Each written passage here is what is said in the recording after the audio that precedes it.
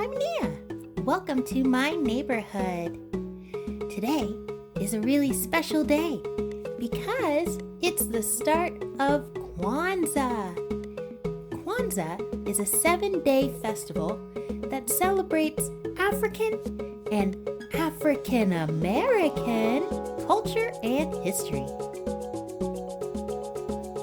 Guess what? I'm African American. And so we celebrate. Today's the first day. The first day is called UMOJA. UMOJA means unity.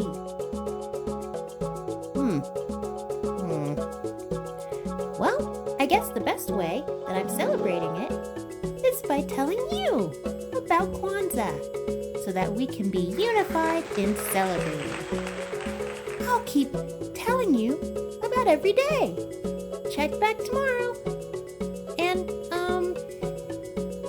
well, let me know how you're gonna use unity to bring your community together.